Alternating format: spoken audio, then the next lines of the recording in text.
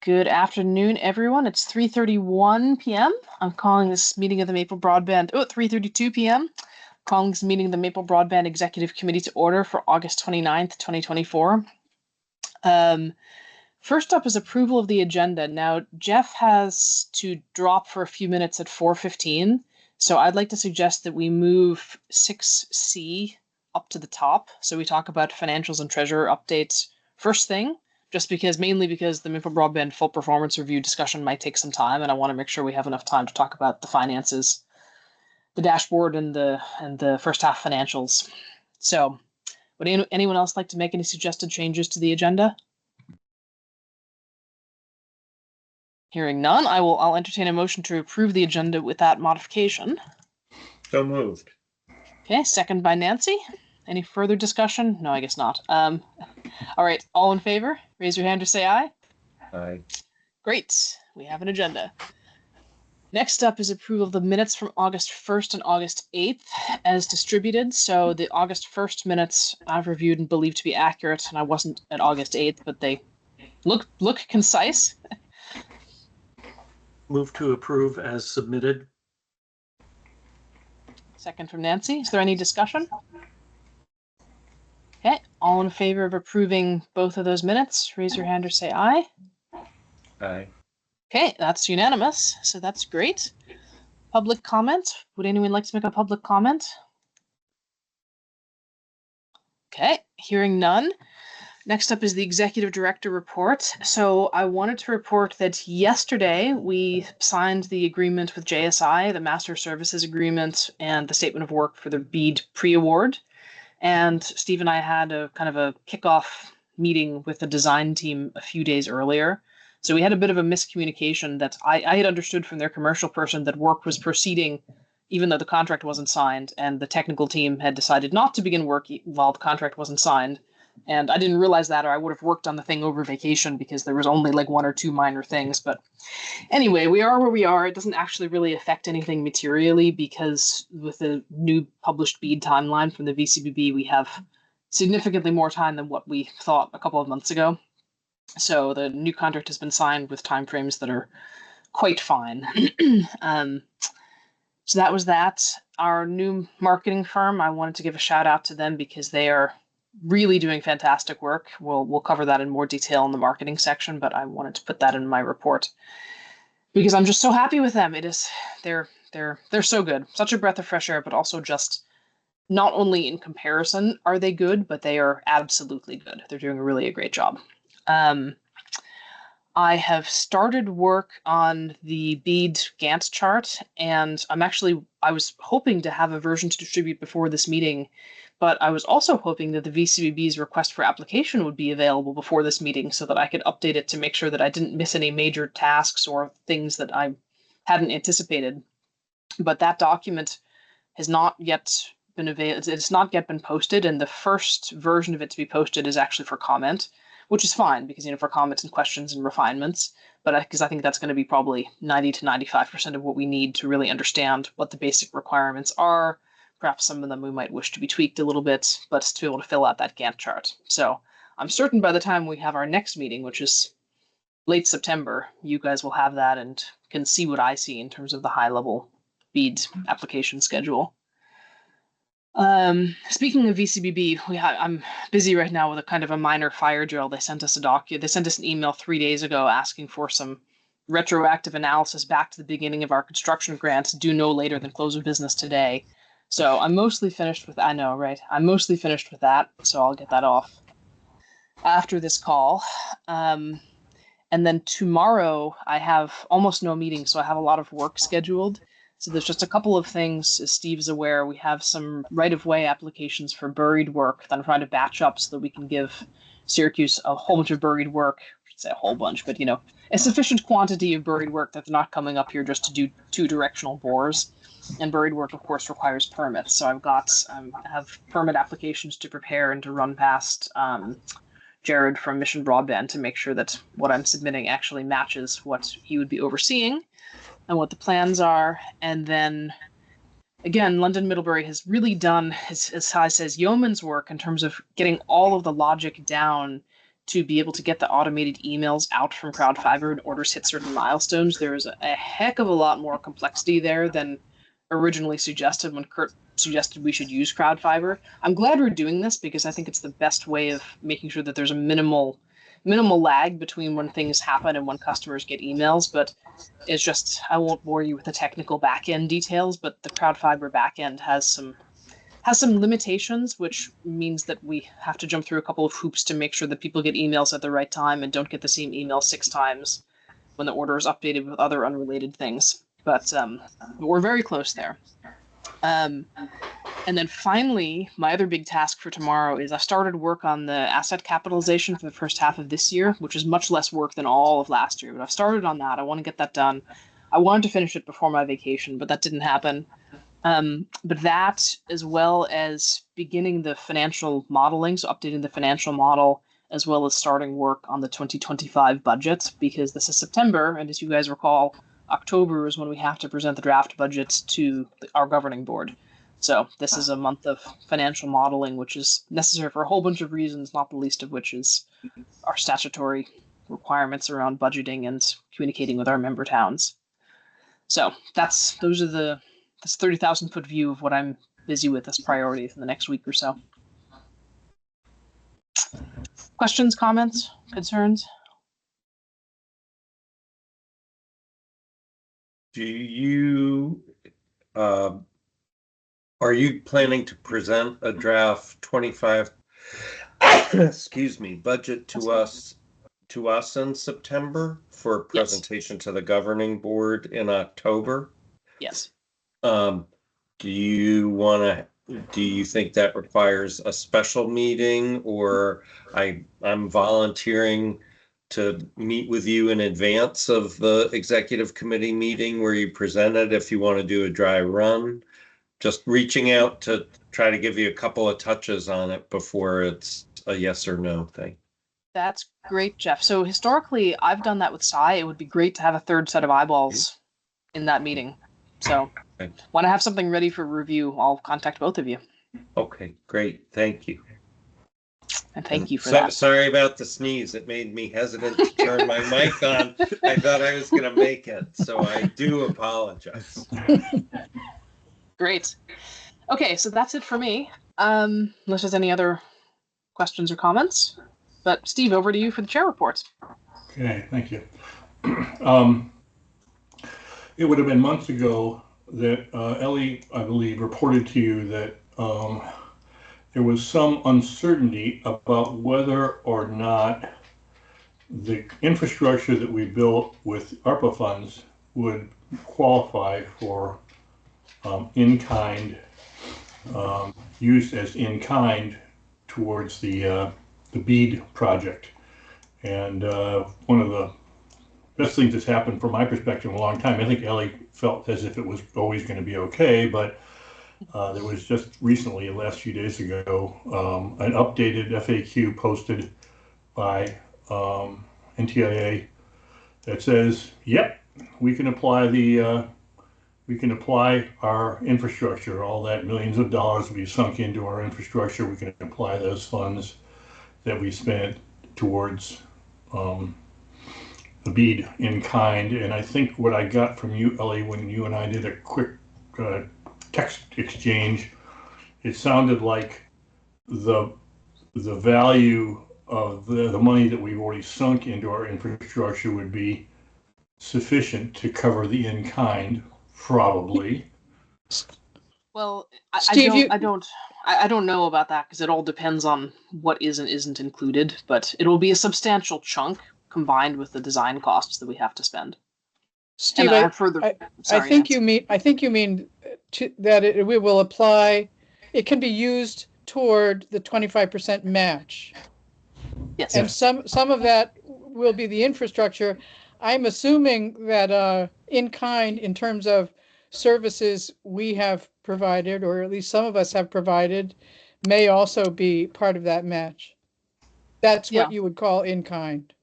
Yeah, they will. But I mean, at the end of the day, when you're talking about $1 million project, it would take a heck of a lot of volunteer hours to amount to much. Well, it depends on, that it really depends on what what we can get away with charging for Ye- time, especially for you and Steve. Well, for me, I'm staff. You can't charge more than what you're paying me. And I think that the rules are fairly stringent for federal grants around how much volunteers can claim. Yeah, there are probably some guidelines there. It would be one thing if we were paying Steve $250 an hour and then he was paying us back or something like that. But, Right. I don't think we want to get into the tax implications of that. But more to the point, we can, for example, the proportional cost of the Virgins hub, which cost us $500,000 or so, the bead address is served out of that. If it's 20% of addresses, well, we can pull 20% of that. That's some money, right? So there's things along those lines. And now that that's been clarified, we can actually get started. I was planning to cover some of this under bead, but I'll just finish the thought now. But we can use our part of what we had paid Barry Dunn, or we have in the contract with Barry Dunn, is helping us tally up the amount of our in-kind match. And now that this has been clarified, we can take the hold off that part of the project, which is great. So we can figure out, because we still need to know what is our total bead project in order to figure out what's the 25% level we're trying to hit. But what we can do is tally up what is the total dollar value that we already have banked for match. So the other part of that, the two-part question I had asked Ellie, and the second part of the question related to, for the sake of argument, if in-kind was covered, more or less, then what do we need to borrow money for? Are we going to need to borrow money? And what is our intention to do with the money that we're going to borrow? And again, this is a text exchange with Ellie, so I guess part of this is to encourage her to expand on it a little bit. But her suggestion had been that her goal had been to provide fiber broadband service to those who do not have it. So what I've interpreted from that, and I'm looking for Ellie's insights on this, is that would mean basically that anybody who's subscribed to Comcast, they don't have fiber, but they might be candidates. And if you look at a map of our territory, there's a lot. We'd be building a lot more than we currently plan on building. So I guess one thing that we'll want to think about when the time comes is, do we want to borrow? How much money do we want to borrow? What kind of position is that going to place us in? And I'm sure we're just going to have that conversation once we know a lot more than we know now. How did I do, Ellie? Yep, that's correct. I mean, I think the only thing I would add to that, yes, that analysis is still forthcoming. The work that we need from JSI and the high-level design for the remaining areas will inform some of the analysis there, and then we can have Lucas, the GIS consultant from Vacuda, because we talked about this before, that conceptually we have routes that we need to get to bead areas that of which a large portion is expendable towards the grant, but service drops, distribution fiber off that is not expendable towards the bead grant.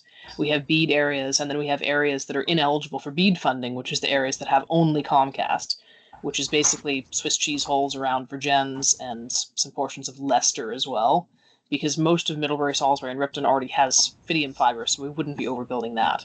But that's what I need to do as a big block task. That's because I think the first thing is obviously we need to have the high level budget given these assumptions. Then we need to break into these 3 buckets and understand what they are, and then make a decision, because we could. I think we have at least told our governing board before that our goal is to make sure that every on-grid address in Addison County has access to fiber from someone. It may not be us, but from someone. We could change that if we would like to change our stated policy, but we could also. It may be the case that overbuilding Comcast should come after BEAD when we're a little bit financially stronger, if we think that that's going to affect the interest rates. If we think we might be able to get a much better interest rate by waiting a year, that may make sense. Gotcha. And one other item that's kind of peripheral to this, but it's something that's kind of I've been thinking about when I'm driving by Pond Road in Ferrisburgh. They're one of several communities that are underserved, but they are underserved via underground infrastructure. And there's one up in Ferrisburgh, and then there's another one down in Shoreham, and there's probably some more I'm not aware of. And my question had been, Are we looking to possibly deploy service this year to those? Is that part of remaining ARPA funds we might be able to do that with, or what do you have thoughts on that, Ellie? Well, it depends on where they are and if they're BEAD eligible or not, because bird service is very expensive, as you know. So we want to make sure we pay for it with a grant. So Pond Lane is part of the BEAD plan because those addresses are BEAD eligible. And the Oliver Howe Court in Shoreham, that is not BEAD eligible.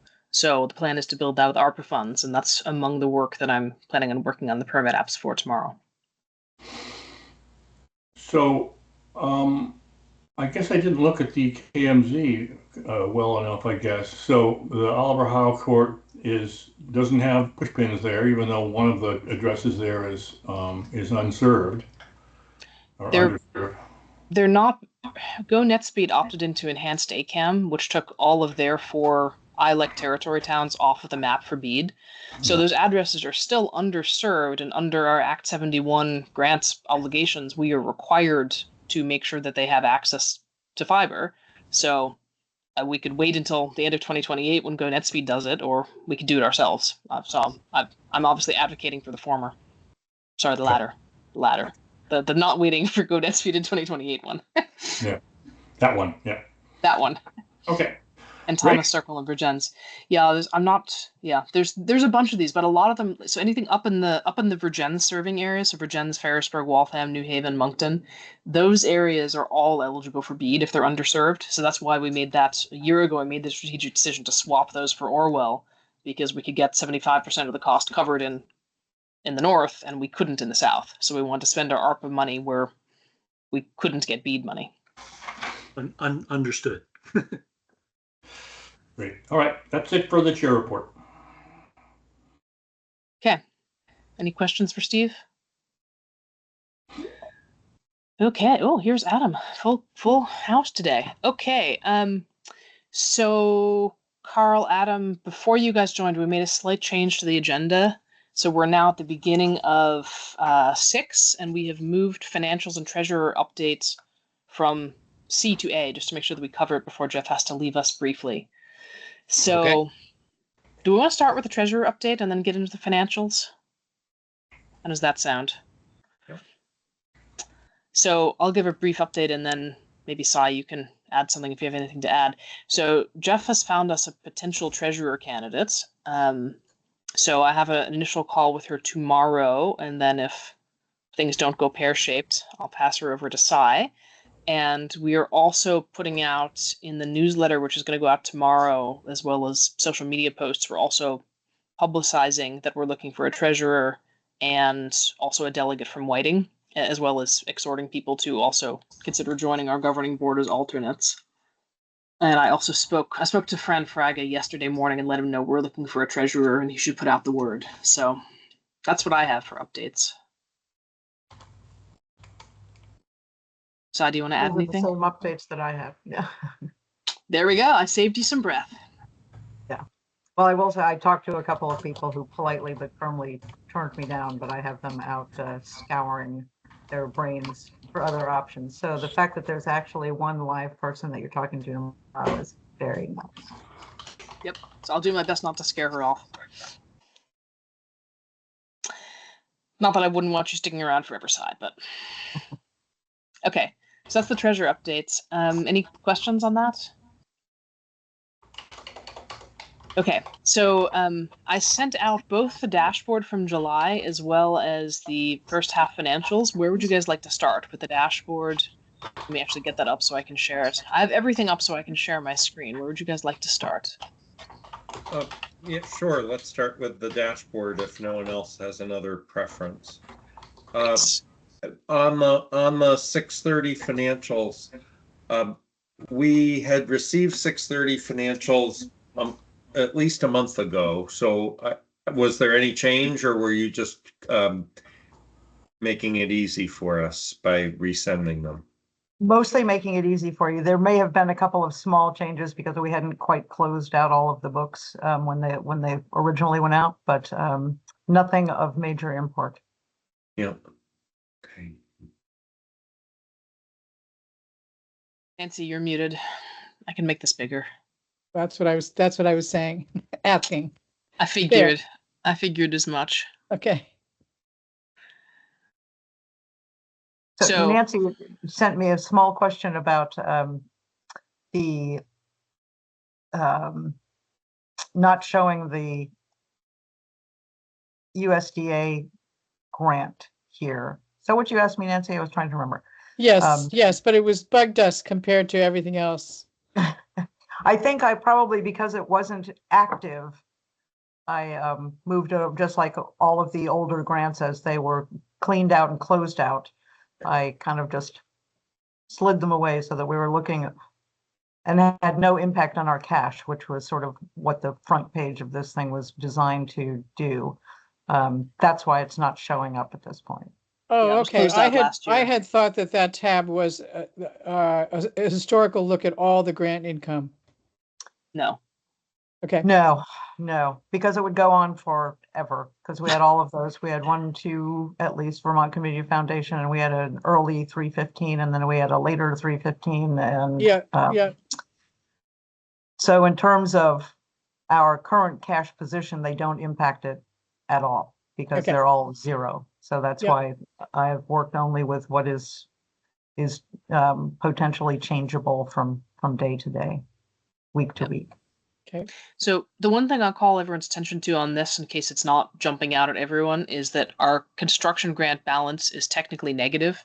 Right. And the reason for that is that we have about a $700,000 invoice for the phase 1 closeout, which has not been paid yet because we're waiting on final closeout deliverables, some of which are from the network inspection from Luckgrove, and one of which is actually getting updated as built to the VCBB, which can't happen until the VCBB and their contractor finalizes the data schema, which we have been on them for months about. And we had a call right before my vacation, and their CTC promised to get it revised by middle of this week. We haven't seen it yet, so that's another email that I'm going to write this evening or tomorrow to say, hey guys, we kind of need this. Because Great. once that's done, then poor Todd from Waitsfield still has to go through an update. And in fairness, I'm very unhappy with the fact that we don't actually have as-built in electronic form that Waitsfield is able to work from operationally. It's a terrible situation. But so that's why that is. I mean, obviously we have other money that we're using, so it's not like we're not able to pay the bills, but Yeah. it doesn't look great. Thank you for addressing that. And that also, this is all connected, it answers a question. When we get to financials on the balance sheet, there's a receivable of 840,000. I'm hearing that 700 of that is this construction reimbursement invoice. Is that Probably the rest of that is the BEAD capacity right? Okay. grant that I think we issued that That's in exactly late. what it, Yeah. All right. Yeah. So I have a conceptual question in looking at this. And my first statement is I'm trying to confirm this is really looking at all of our capital activities, all of our build out of the system, the revenue we receive to do that, and our costs to do that.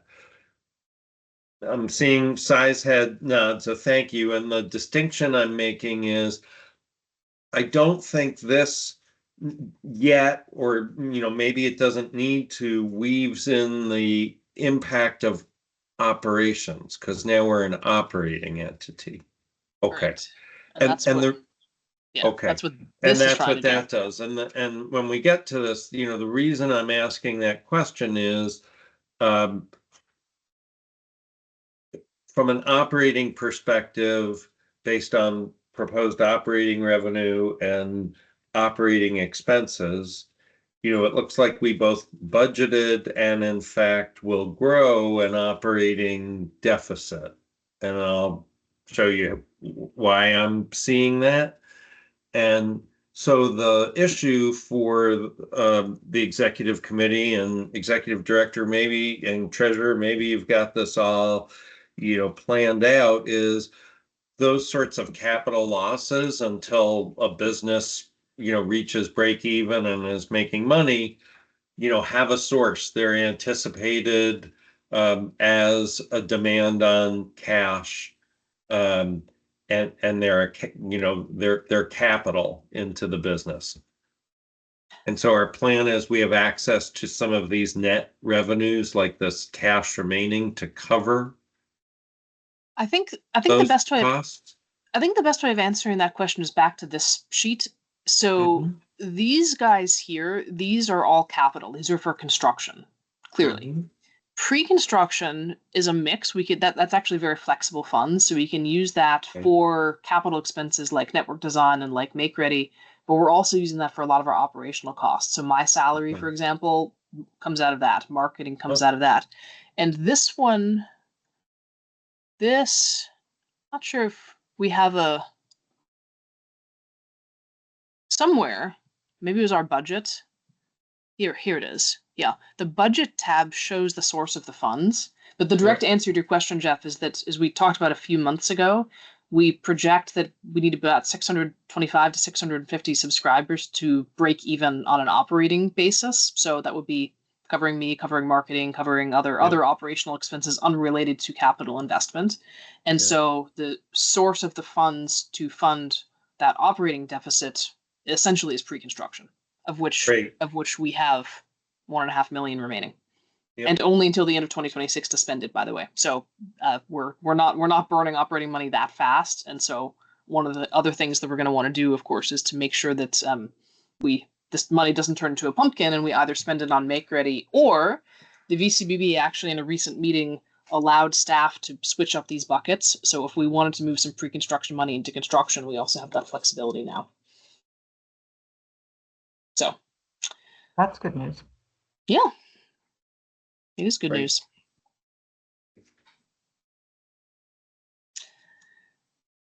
Okay, anything else on this one?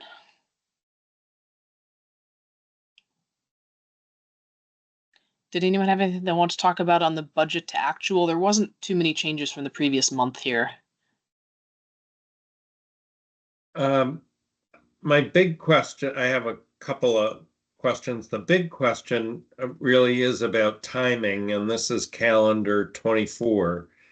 And you've upped the ante from we're going to borrow $3 million in calendar 24 to $4.5 million, and it's August 31st. And I'm wondering, how real that is. That's a good point, and I think actually, realistically, we probably wouldn't be borrowing that this year at all. I think in order to submit our BEAD application, which is now due January, we need to have if we need any money for that, then we would need to have the paper in hand saying that we could get the money. But to Steve's point earlier, if we're going to be overbuilding the cabled areas that are not grant eligible, but I think regardless, I put this in the budget originally because we thought the BEAD timeline was more accelerated. And so practically speaking, it probably wouldn't make sense to take this on this calendar year because we wouldn't be doing the construction that results from it until Q2 of next year, and you don't want to be paying a day of interest more than what you need to. So you're kind of ahead of me, Jeff, because that's one of the things that's one of the big changes I want to make when I'm doing the budgeting next month. But you're 100% thinking the same way. Okay, the reason I focused in on that is obviously it's a pretty big number, but from a human resource perspective, it's a big lift to put that financing in place. And I'm just looking at dwindling number of remaining months in the calendar year and hearing your report on what's going on. It was cause for concern for me. Fair enough. So, I mean, I'm still trying to narrow down on how much money I actually think we need to borrow and when. And that's part of the discussion, whether that's the same discussion as the budget discussion or a separate discussion. It's probably a little bit later, but that's a discussion I want to have with you and Cy, or with you and our new treasurer, as soon as I'm able to have the numbers available to be able to inform that better. Okay.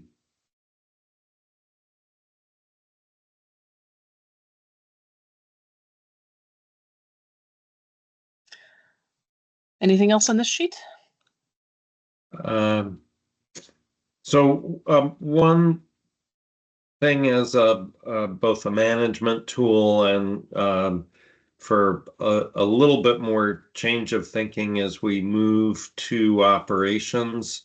And I did this on my version, is just to subtotal the operating expenses. You do have a subtotal for operating revenue. And it just makes it easier to compare those without the big capital numbers thrown in there. So that's in doing that is, how I looked at this and said, it looks like we budgeted about 61,000 in operating loss, if you will, and it looks like forecast if I back out that bead accounting, which has a source of revenue, so maybe that's a better construction cost. I'm seeing about 100,000 in loss based on the updated projection. That sound right to you? That doesn't, yeah, it sounds ballpark right. Okay.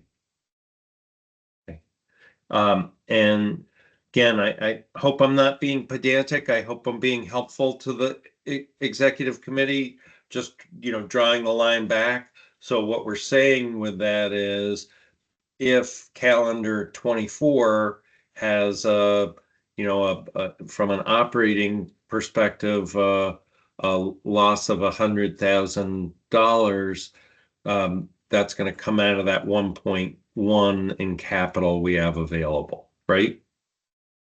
The 1.5, this one. But basically, yes, most of it would indeed come out of that fund. Okay. All right.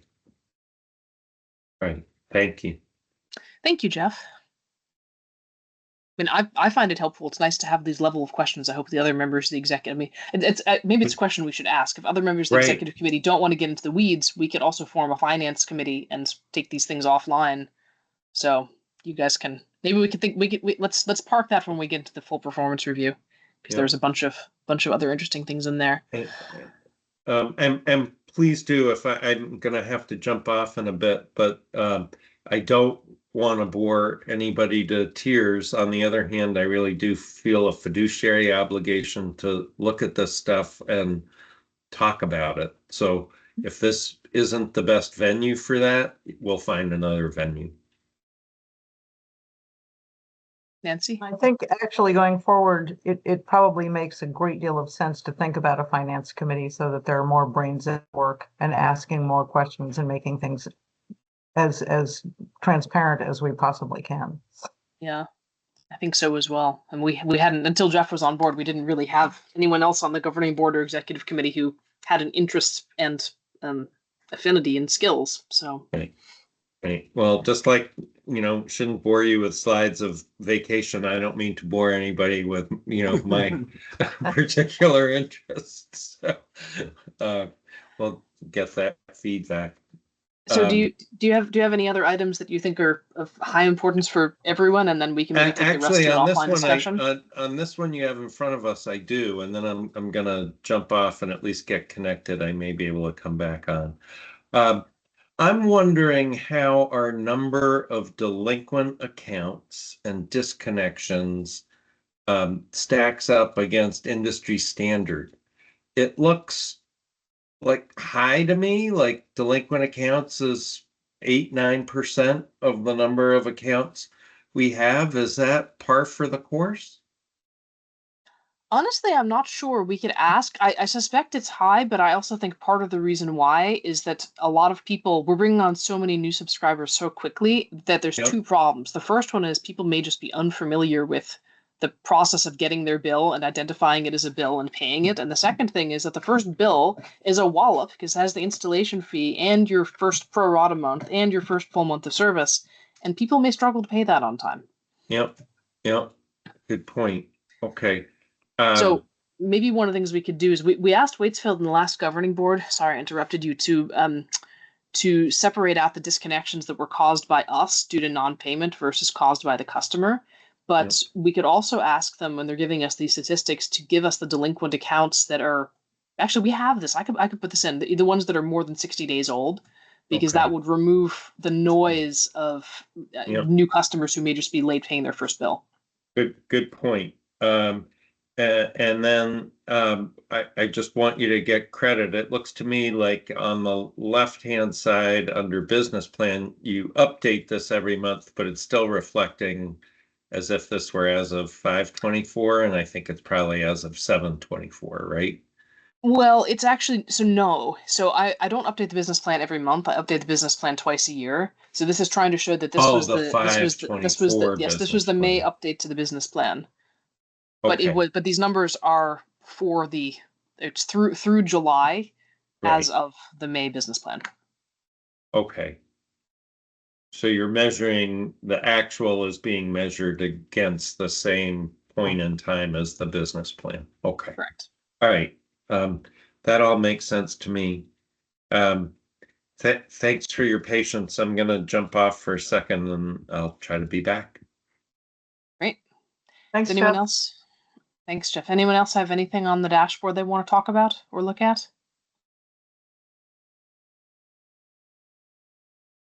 Or anything on the financials that jumped out at anyone?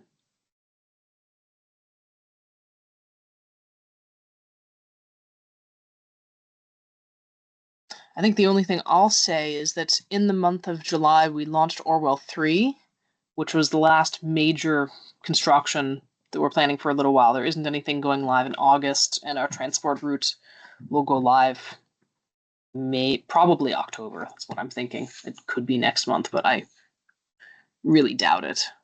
So a lot of these numbers in terms of miles passing and so on will be staying static for a little while. Okay. So I think I'm going to move us along to the So, Maple Ellie, Broad. Yes. well, can I ask just one question? And can you Sure. see me or not? We can see well for a while we could only see the top of your head, but now we can see you up to about your mouth. There you What's go. that? That's I better. can't see my picture there in my screen, so I have no idea But what you're seeing. we can't see your cat though, and we're a little sad about it. She's around somewhere. She'll be Okay. back. It looks like with the existing subscribers and the pending installations, you get to break even on the last. Well, I wouldn't be so sanguine about that. The No? reason being that these pending installations are a good portion of them need buried work, and a lot of that buried work never happens. Okay. Okay. That's too bad, but I was hopeful, but I get it. Yeah. Thank you. And Ellie, correct me if I'm wrong, when we say 600 subscribers, we're sort of looking at an annual, so we could, at the end of 2024, go rah-rah, we just hit 600 subscribers, but in terms of that break-even plan, we're kind of looking at 600 subscribers who are paying us every month, every year. Yes. So a lot of our subscribers obviously are 3/4 subscribers or half subscribers or quarter subscribers by the time we get to the end of 24. So I think that break even will probably take a little bit longer, even if you have the numbers of subscribers going past 600, which would be lovely, because they're not kind of full time yet.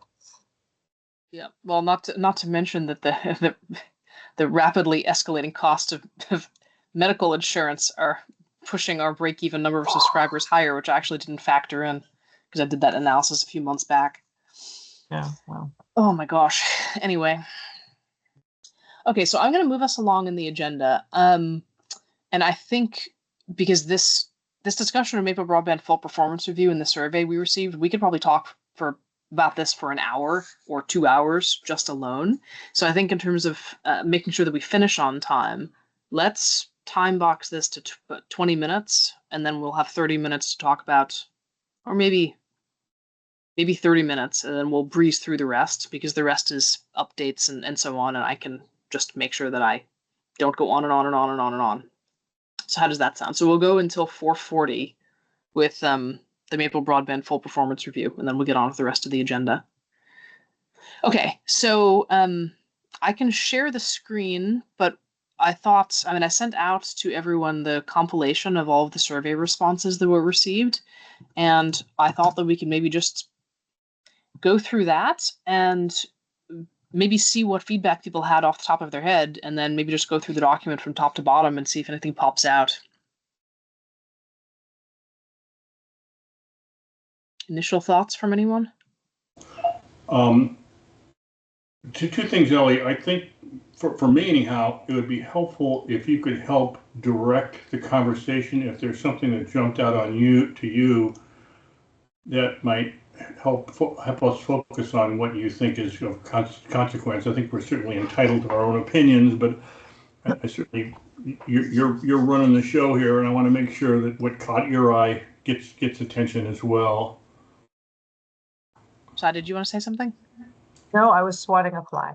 Oh, okay. Yeah, I thought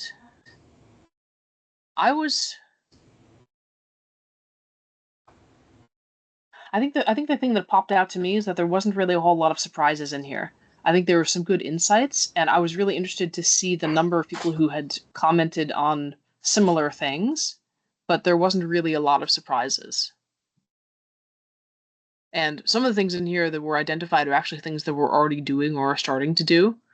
So maybe what we could do is just go through these sections from top to bottom and kind of talk about them quickly. So why don't I share my screen, and that way we can all be looking at the same thing.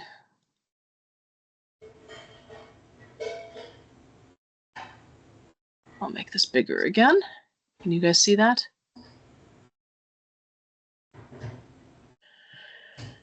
Okay, so, and I think it was also interesting that some of our pros, some of our strengths are also some of our weaknesses, right? So it's a great thing that we don't have a lot of staff.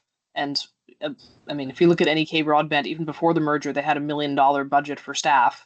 So it was more than that. I mean, like that's a huge amount of overhead and pushes up your break-even subscriber count a lot. But the flip side is we all know you can't rely on volunteers to do mission-critical things, and there is only one of me. And we have had this conversation before. I mean, I think to me, there's two things here. One is the institutional stability. I mean, it's possible I could get hit by a bus, or or have a health problem or something and be incapacitated. But aside from that, the biggest worry you have of a lean organization is that your staff is going to leave and go off and do something else and leave you in the lurch, right? So, I mean, I think I've been here long enough. I've made the commitment before that I'm not about to do that. So that one's less of a risk. And I think the other bit is that, yeah, it's possible that at some point the workload could get too much. We've talked before about maybe having some administrative support or something like that. And I wouldn't be opposed to that if we could find the right person. But probably on a part-time basis. I don't think we have a need for a full-time administrative. But at the same time, it also does increase our costs. And the other sort of editorial comment here as well is that I think once we get past the BEAD process, we're going to have more. I mean, there will be more work in terms of permitting and so on. But if you imagine a year and a half from now, I don't want to say we'll be done and there'll be nothing to do, but the workload is going to decrease. So it's not like we're looking down the barrel of 3, 4, 5 years of as much work. It's like we have another year and a half. So, in my mind, we can get me an assistant, we cannot get me an assistant. Either way would probably be fine. But it would be a different thing if there was a huge workload and potentially a growing workload and a longer time horizon, because that would push me to saying, yes, we do need more staff.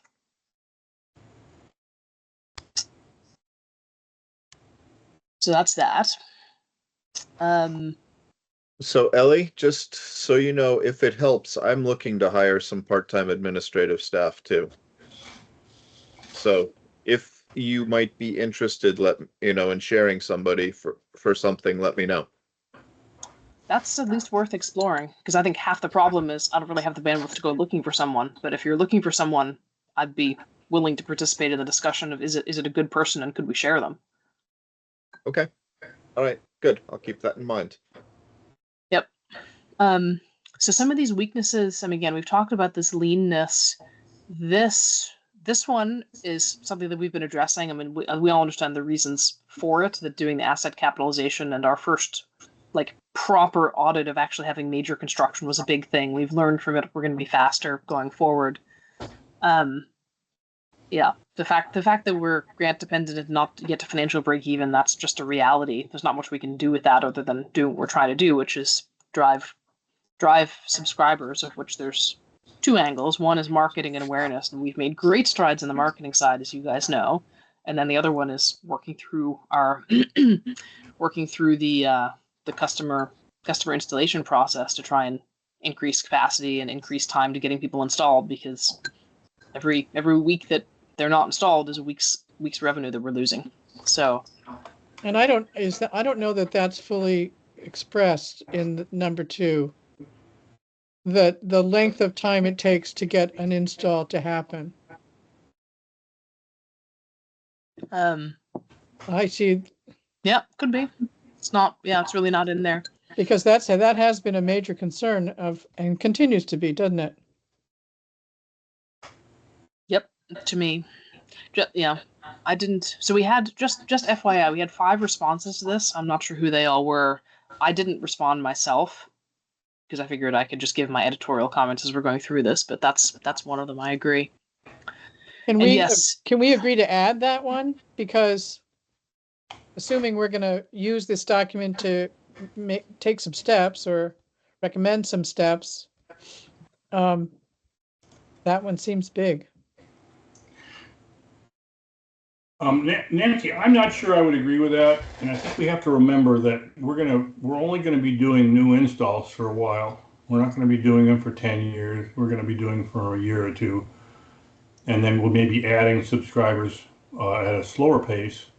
But I think this is kind of a hiccup in the scheme of our operation, and I think part of the challenges that I think we are facing are the challenges that WCVT is facing, which is the fact that before we came along and before CUDs came along, they weren't doing this before.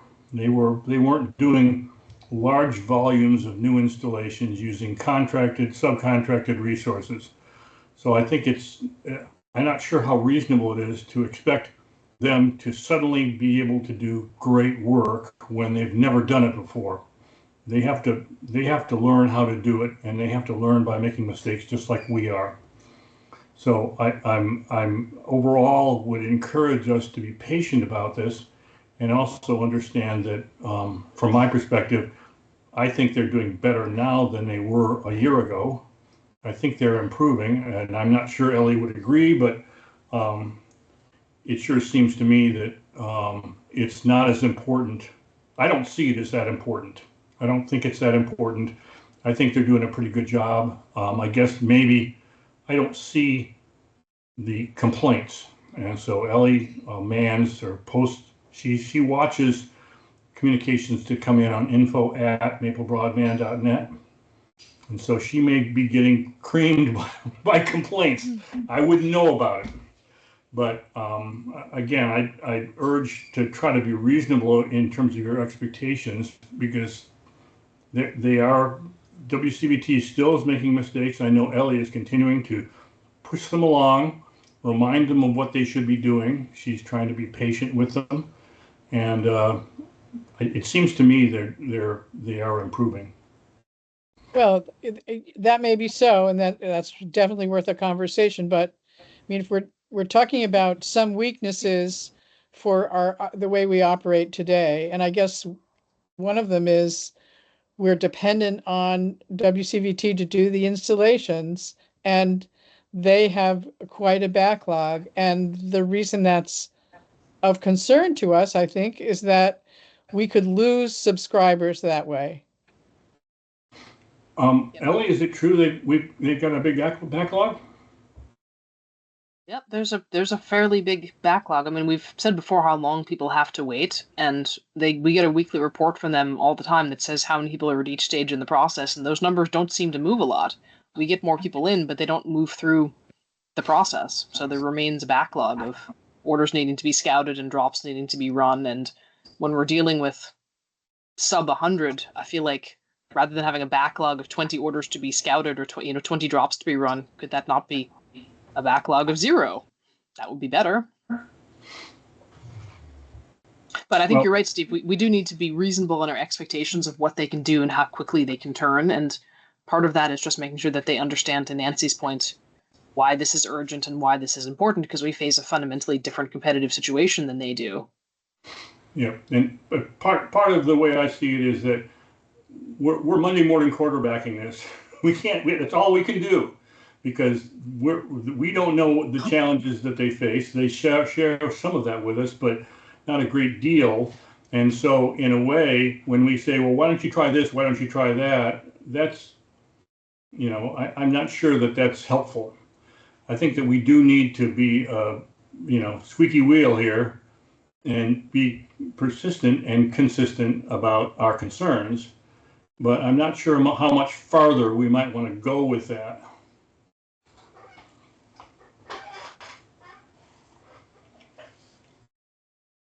Well, I think this is a continuing topic for discussion. Let's continue with this because we have. So I think, yes, this competitor capacity to discount is yet another competitive pressure that there's really very little we can do about, but it is what it is. And then, yes, affordability. This is actually one of the things, by the way, that London Middlebury is going to be researching as part of their upcoming research project to help us better understand what is the affordability challenge, because it's difficult to know the extent of the need. We're kind of flying blind.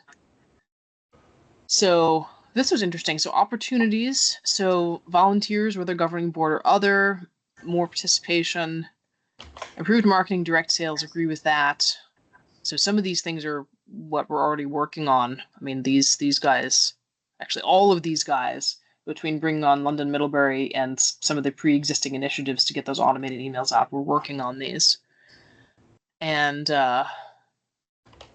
even this, I've had some ideas from them about how we could use volunteers other than just as a sales and marketing force.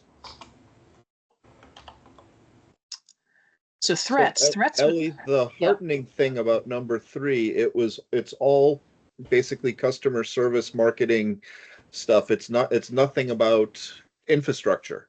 Right. And the pace in which we're putting up infrastructure and, your capital builds and other, I guess I'd say, infrastructure concerns. It's all the marketing, the sales, the customer service. It's a great point, Adam. It's a great place to be. I mean, I guess I didn't cover earlier, but the Buckgrove has nearly finished its inspection of phase 1. Other than some splices that needed to be reburned, they didn't find any problems, and that's great. And our cost per mile we know is lower than some of our sister CUDs, so we're doing well on a lot of metrics: speed, cost, quality. So it could be a lot worse, and these are, for the most part, these are things that are within our control. Okay. So threats was interesting. So we had a couple of ones here, understandable, about leadership at WCVT. I mean, that is, we're in a long-term relationship with them, and it's quite right. I mean, that's something outside of our control if things were to go south in terms of the leadership there. So let's hope that doesn't happen. Ellie, I ask you a question on that? Yeah. It's about the contract that we're putting into place with them for BEAD and how that's going along. I was going to cover that in my BEAD update, but I'll cover it now since you brought it up. No, it's fine. So we're busy still with the lawyers getting out a solid first draft, and then we're going to be having a meeting with Roger to go over it to make sure, because we had a conversation with him about the conceptual changes we wanted to make, that there were about 20 or 30 points, and he agreed to all of them because they all sounded reasonable. But when you see something in black and white edits, either something that's been deleted or something that's been inserted, you may not feel the same way that you did when you had the conceptual discussion. So I want to make sure that we take the time to get a solid first draft and not say, like, here's a fait accompli, throw it over the fence. I do not want to send a 30-page red line document without context. So we're going to take the time to go through it with him, make sure we actually talk through, okay, here is this change, here's why we've made this change, and make sure that we're on board. And our counsel, who you met, Adam, he's done a lot of contract negotiation over the years, and he agrees that this is the best kind of strategy for success, is not just tossing someone a document and without context, but really walking them through and making them feel, basically holding their hand through why the changes that were made were made, or that are suggested were made. Yeah, from my perspective, my concerns about the sale of WCB to private equity, a lot of that is relieved once we have a good, clean agreement with WCBT that some of the flaws in it are removed and it's much more comprehensive, covering our needs. So, and then at that point, so if it happened today, we'd be struggling.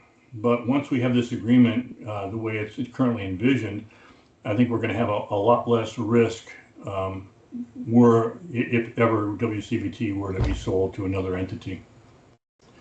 I would also add that the approach that we've taken, and I think we've talked about this before, is it's the first step is clean up the network management agreement in its current form, make it so that we're all in agreement that it's good. And then once WCBT nods their head and says, okay, this all makes sense, we're going to go along with it, we've made it to that point, then we begin to look at BEAD and see what changes need to be made to make it compliant and ensure the accountability falls as it needs to. And the good thing about that, from our perspective, is that if and when we're awarded BEAD, we're the administrator of the grant and we provide funds to WCBT. And if they don't sign on the revised network management agreement, they're not going to get any construction money. So they're going to be motivated to, at that point, and we know from experience, and Nancy's seen it as well as I have, when we had to get the original network management agreement signed, it got finally done because there was an imminent grant that needed to be done quickly. And once they had that fire under them, they actually started really acting quickly. And I'm hopeful that same kind of, they seem to behave most expeditiously when there's an urgency to it. So hopefully that will serve in our best interests. Yep. Nancy, you're muted. It must be true that they're working on a similar change in operating agreement with NEK. Is that your understanding? I mean, for the BEAD grant. They are going to have to, yes. And it's NEK and Central Vermont, right? Because now they're merged. Okay. Yep. Yeah, actually, Krista called me to talk about that right before her vacation. Yeah. Okay, so I think we could probably, I'm not sure there's any other threats that we really should spend time talking on. I mean, a lot of the whole point about threats is that they're external, but a lot of them do have to deal with better funded competitors. Revisions technology. Something that wasn't in here that I'm going to add is GMP undergrounding, because this is something where EC Fiber has had, I think they've had $1 million of unbudgeted costs in the last year due to GMP undergrounding routes, and then they have to move their fiber underground or maintain the old poles. So, yeah, so that's something we flagged in Vacuda because we want to make sure that we take appropriate proactive steps at state level to make sure that, this isn't an unfunded climate resilience mandate.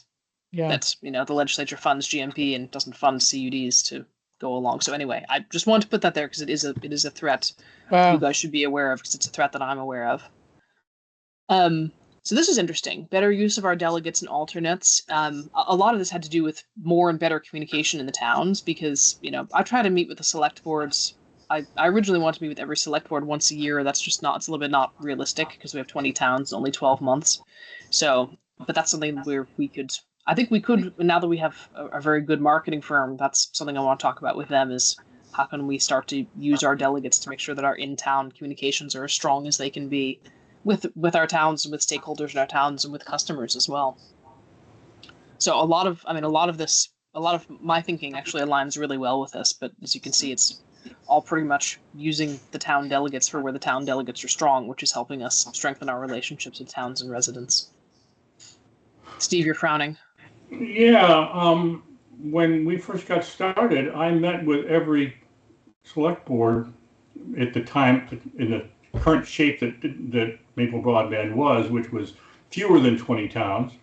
Maybe it was 15 towns, I don't know, but I talked to every select board within 3 months, so I'm having trouble with, you're saying there's 20 towns and it could take more than, it's not enough time. I think what I did is I had to maybe meet on some on some Tuesdays, I had to meet, or on the second week of the month, I had to meet twice to 2 different select boards, but it was achievable. I think that the risk there is if you're doing that much meeting, if you have to do prep work, then suddenly it's taking you away from other work that's probably more pressing for us.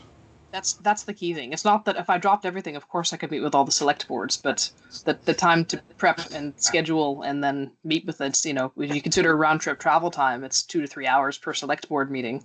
And if you meet with 10 of those in a month, well, that's quite a big chunk of time I'm not doing other work.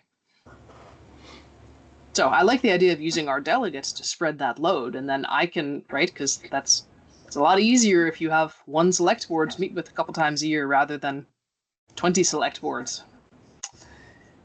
Having said that, it is good for me to have a personal relationship with key select boards. So like, for example, the town of Ripton, we now have a very good relationship with that, a very friendly meeting with them on Monday nights talking about a hub lease, so, which we'll get to when we get to the parking lot. Okay, we just have a couple more minutes here. So better engaging with member towns is, again, meeting with select boards, delegates engaging with select boards, working with anchors and so on in our communities. Town-specific info on Front Porch Forum. This was a really good idea that we could work with London Middlebury on, because of course we do generic Maple Broadband posts, but we could also have our delegates do town-specific posts, and we could draft those for them and have them cut and paste. So that's something that we could certainly be doing. And yes, and again, I mean, member towns are completely different. Lincoln is completely different from Ripton. It's completely different from Middlebury. It's completely different from Waltham. But I think in general, that idea of using delegates to better and further strengthen our local relationships is great feedback. Okay, so executive committee members or meetings. So ending on time. Yes, that makes sense. This was a good one, not covering every topic area every time. So I actually already took that to heart and looking at this agenda, and I just deleted some things knowing we were going to spend time going over this. That's a good check. We should make sure that we just put on the calendar that in the whatever is halfway through the quarter, we make sure that we don't miss that. But in general, executive committee meetings seem to have good feedback. Governing board meetings, this is interesting. So some of the feedback here was, I don't want to say conflicting, but a little bit, a little bit different. So some of them said, so more interactive made sense, and then also providing more general information, more contextual information. Those two things are kind of, either you're talking at them or you're talking to them. So I thought that was interesting. It kind of begs the question of what do we want from our governing board? I mean, governance, of course, but as we all know, a lot of the key decisions happen at this level, at the executive committee level, and we specifically changed the bylaws to make it happen that way, because that gives us more flexibility to be able to do things quickly and with people who are more in the weeds and in the details and up to speed. So I thought that was kind of interesting, because there's a lot of feedback about soliciting more feedback from delegates and more interaction from delegates, but I think lacking guidance from us about what we want the delegates to do, I think the delegates are probably a little bit lost as to how they can be most useful to us, because a lot of them come and very few of them talk. So I think this one is probably something that we could all think about a little bit more.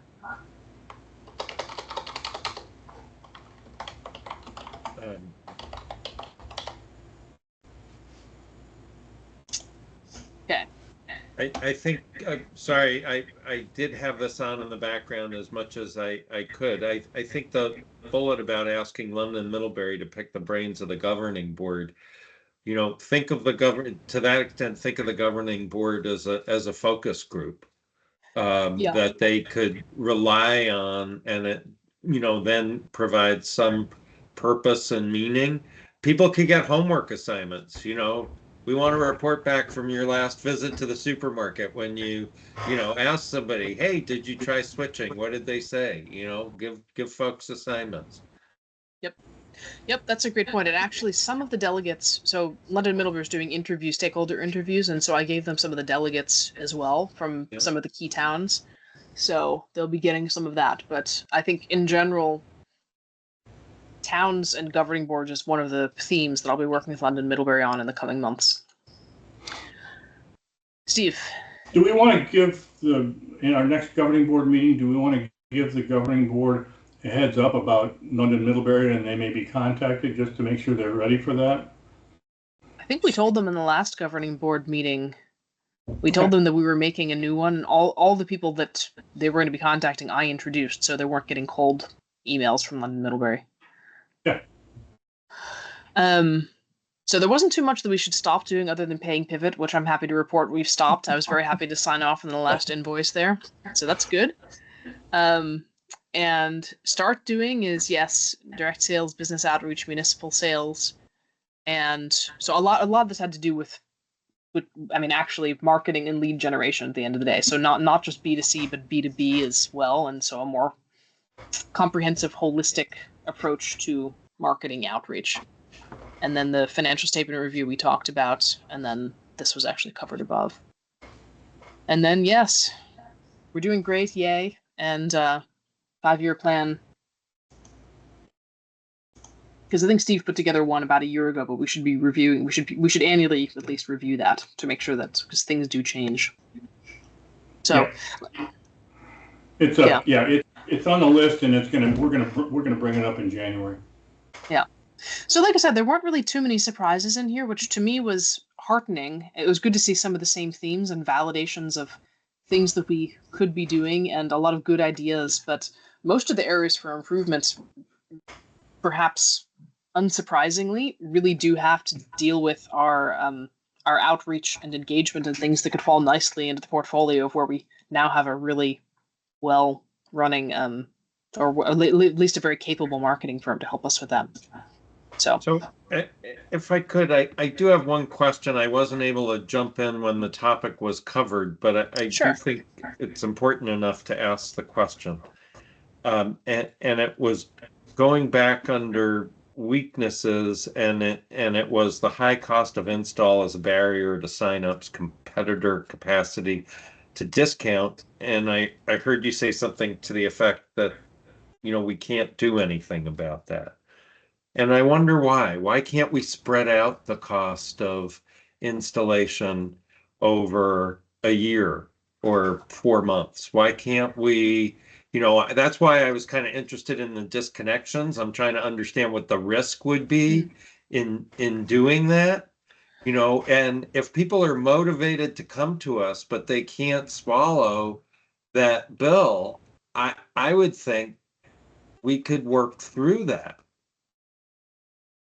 yeah, so I didn't mean to answer that one. It's just nothing we could do about it. I think I'm I meant. sorry. I'm not. Please don't hear me characterizing your answer. It was No. this was an open. No, it's a great. Open item, and from my perspective, yeah, it is a good idea.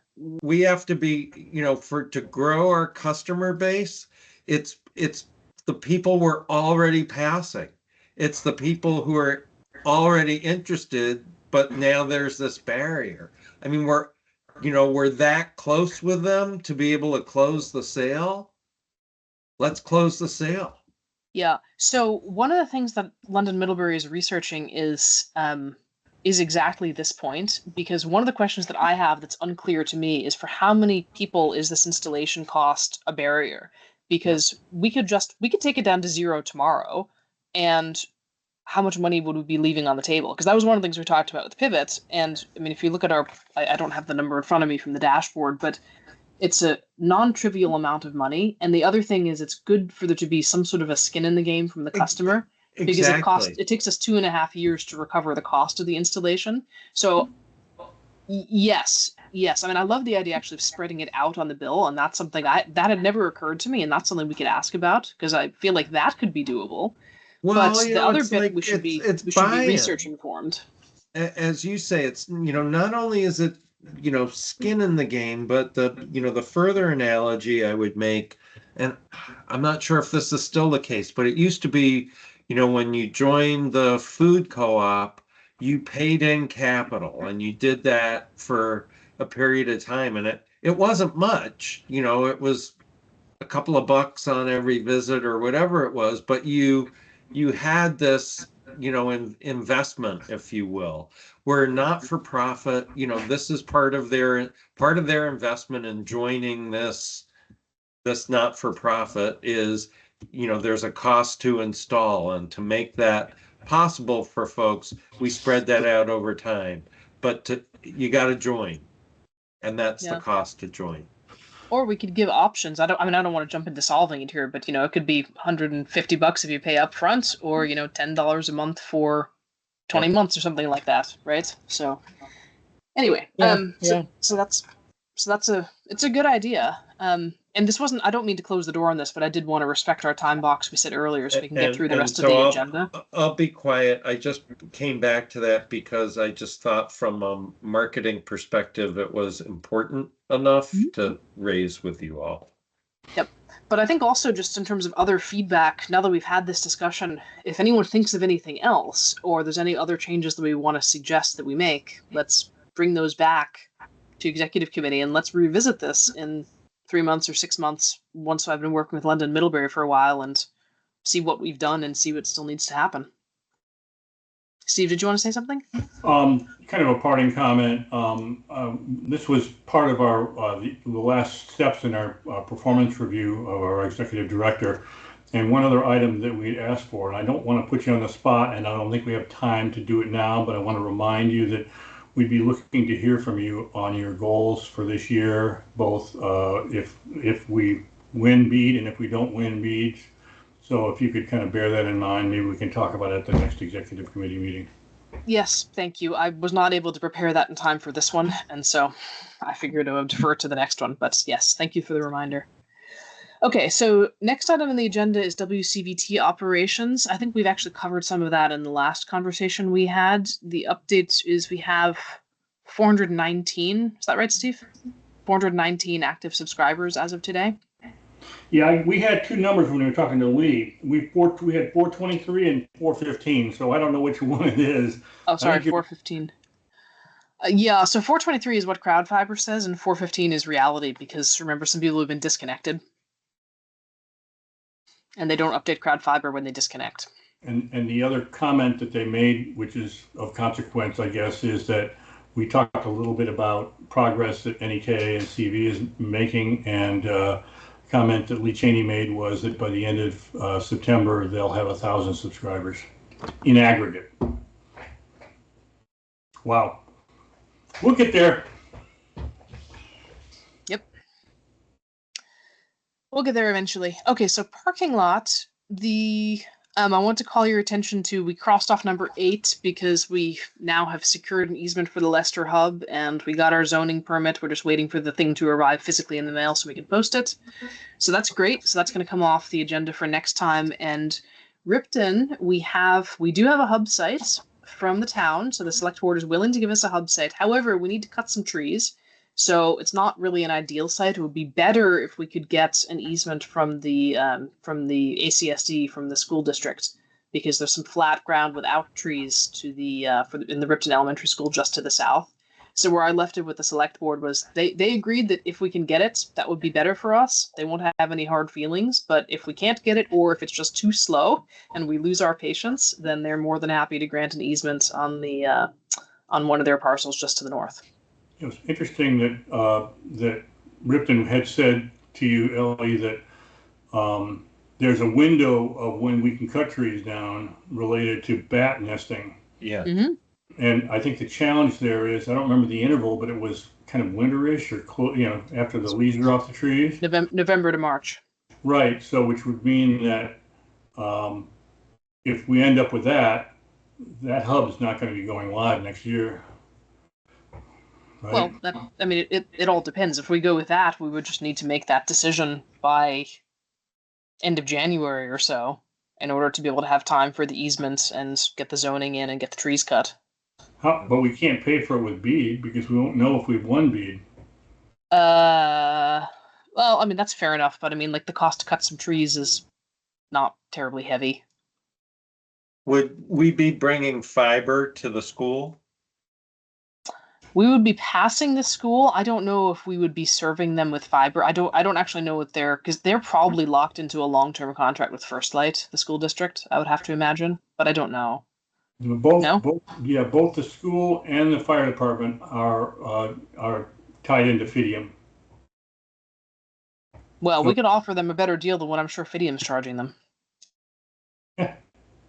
Just saying. I'm just, you So know, who in ACSU do you talk to then? The superintendent? I've been business talking manager? so far with Matt Carente, the contact I've been working with there. Oh. So I actually need to chase him now that I'm back from vacation. And his role is the business manager? Yeah. Yeah. Okay. Yep. Okay, so anything else in the parking lot anyone wants to raise? Okay, so I'm going to move on to marketing. So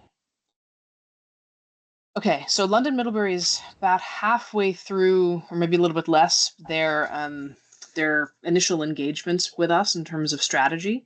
So they've been doing stakeholder interviews with a bunch of people, including some of you, including some governing board members. So they're busy with that. We've had a couple of marketing workshops with me, and we're honing in on our research objectives. And then in the coming weeks, so in the month of September, a lot of the focus of our marketing and outreach is going to be to draw awareness to a survey that we're doing in order to collect information from residents. So that's going to be sort of a quantitative survey to try and get that out. And then they're also going to be pulling together qualitative focus groups with smaller groups of customers.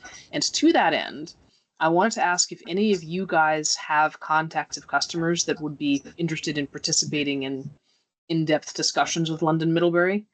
I think probably, we want a mix, but we shouldn't shy away from people who've had a not entirely positive experience either. So I wanted to ask, there's a couple of people that come to mind for me that I think would be good interviews, but I wanted to ask if any of you have any contacts that you think would be good for that process. I'm hoping that Ray Warwick is on that list. Yes. He is. Joe Andriano is another one on that list. Chris Spencer in Virgins would be great. Okay.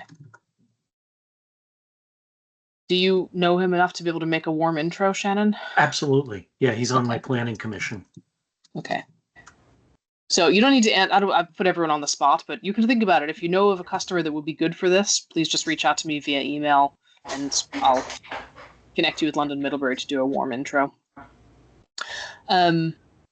Yeah, so other than that, we're busy with some systems changeover. So we're switching from MailerLite to Active Campaign. So that's the email system that we paid for that we're going to be using for automated emails out of CrowdFiber, but also the newsletter, which is going to go out tomorrow. You'll see it has a different look and feel because it's a different software, but it's also got a different look and feel because it's a different marketing firm with some more creativity and fun goodies in there.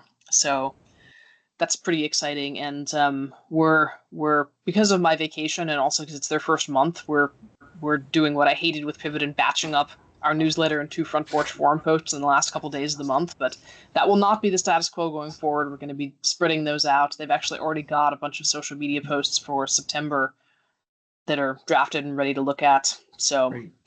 I'm very, very happy with them. So I have nothing at all bad to say right now. No yellow flags, nothing.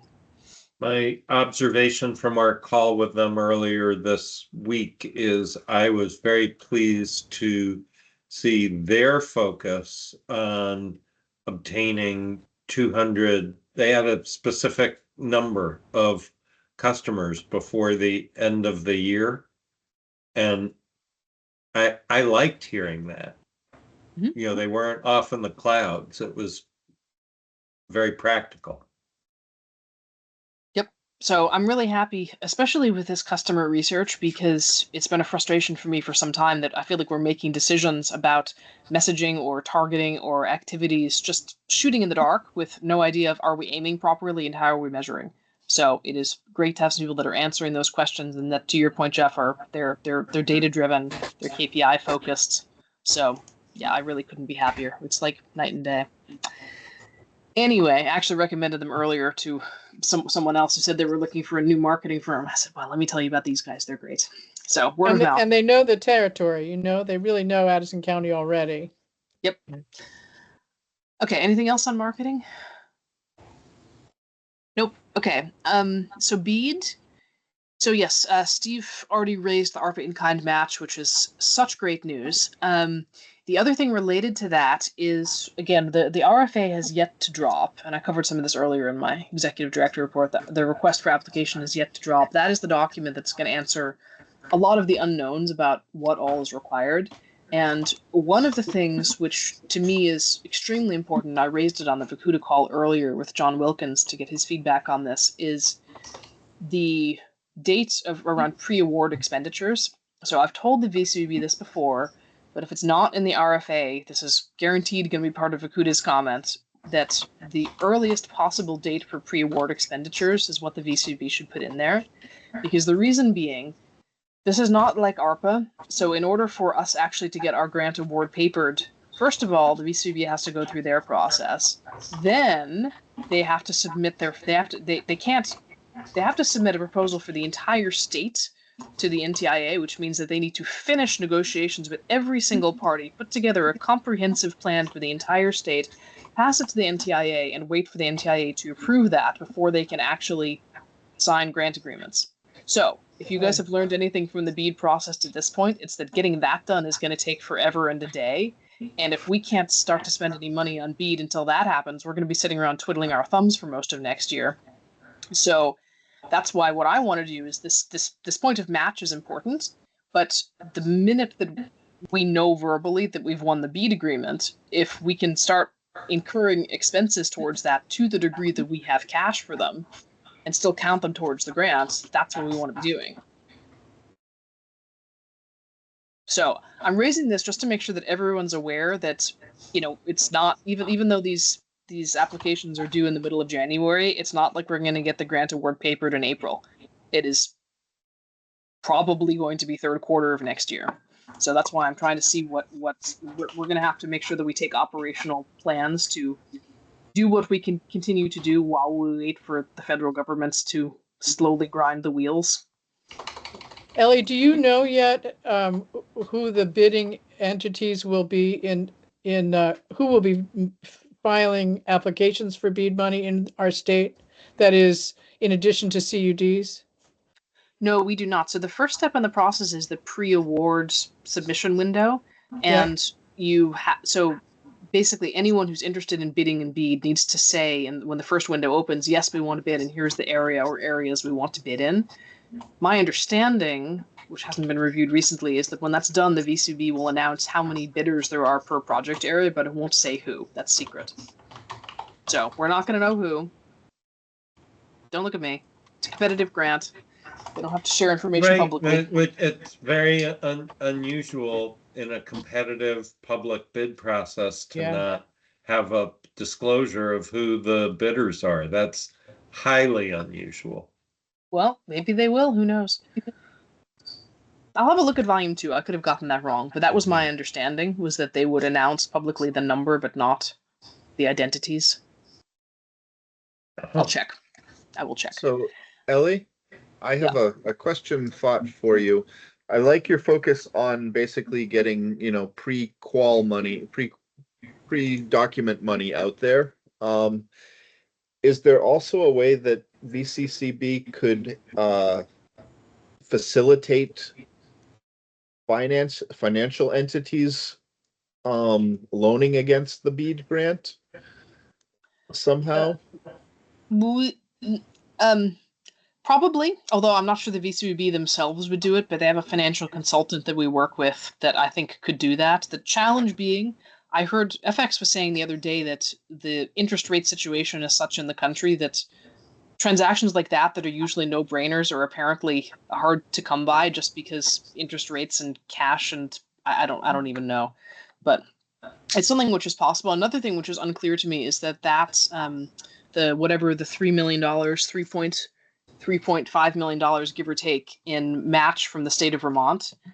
that was available from the legislature. I'm not sure. We probably wouldn't be able to get that until the grant is papered, but that might be open for discussion. Because if their intent is to award it to us, then why can't we start to spend that money? But these are all things we need to work out when we have more details. Yeah, It's a great idea, though. It's a great idea, Adam. I mean, there ought to be a way for us to get fronted the money. Yep. Or, as we said earlier, if we're taking on debts to build the Comcast areas, we take on the debt, we use the money to build the BEAD areas, and then when we get reimbursed for BEAD, then we use them to build the Comcast areas. Money's fungible. So there's a lot of different ways to skin the cat, but the first thing is we have to figure out what are the amounts we're looking for. Okay, so that's all that I have on BEAD. So with 3 minutes to go, is there anything else anyone wants to talk about or any other business to raise? When are we, next meeting? Our next meeting, I didn't put that on the agenda. Our next meeting, we talked about the last time, is September 19th. Because we're meeting the first. 10th. Yeah, we've said that going forward we're going to meet the first and third Thursdays, but we didn't want to meet next week because we've just met this week, and we didn't want to meet the second week because we have governing board. So we have governing board on the 10th, and we have executive committee on the 19th. And then after that, from October, it's going to be the first and third Mondays. Is there anything we need to be mindful of regarding the governing board meeting coming up? Is there anything we should talk about, or is it a pretty standard meeting? I think this one's a pretty standard meeting. It's the October one when we have to present the budget that we need to be prepped for. So you guys should all be prepared to review the budget, the draft budget, on the 19th of September, which means that Jeff and Cy, we're going to need to meet to review that before that. Hence my starting to work on it tomorrow and not, 3 weeks from now. Did we talk about the audit? We didn't. Do you want to talk about the audit? The hateful audit. It is underway. We have had, I think, as of this afternoon, I think probably the 49th request for specific information and the lists of invoices for testing and but we're 2 weeks in, and so far, I think, Ellie, you and I will have to have a conversation in a little more detail about the inventory, and we still haven't heard anything back from Don, and that's kind of holding things up. But generally speaking, I don't think we're going as fast as maybe Bonnie would like, but when she sends a list of 20 things that she wants and gives us a deadline of 24 hours later, we're not going to meet it. So it's taken a little bit. Everyone else has some other lives. Bonnie is just all about, boom, get that thing done. So, but by the time we get to our next executive committee, we should definitely have we should have our draft in hand to go through. And Jeff, I'm so looking forward to you reading it. It'll be fun for you. Put footnotes and everything. Exactly. Oh, Notes yeah, that make sense absolutely as opposed to read what? What? We're all read the looking forward to footnotes. Jeff reading it. But it is at last like it. underway. Yes. Sorry, meant to tell you that. Yeah, thank you for following up on Dawn because I wasn't sure. I saw some. I wasn't sure she'd replied to you and just didn't copy me. But I'll escalate that because that's been several weeks that we've heard nothing. Maybe she's on vacation or that and out of office. But Well, she had this is sent a holding up. note saying that she would be right on it on Monday, and I have not heard anything since then. And this is Thursday, so yeah. If you want to give her a nudge now, we can tag team her. Well, I did mail yesterday to say, has this been resolved? And she didn't reply to that. I think that's right. I'll tell Roger before he goes out of the office to say, hey, Roger, could you please, this is holding up our audit. I mean, I hate to throw her under the bus, but she's had several weeks to respond and has failed to do so. So, okay. Anyone else have anything else now that we're at time? If you do, you need to take an affirmative vote to continue per the suggestion. I move we adjourn. Is there a second? Okay. All right. That looks like everyone wants to adjourn, except for Carl. Even Carl probably. He's unmuting to say Oh, yeah. yes. I say aye. All right. Thank you, everyone. It's 5:01. We're only 1 minute over. Enjoy your evenings. Thank you. All right, take care. Bye. Bye. Bye.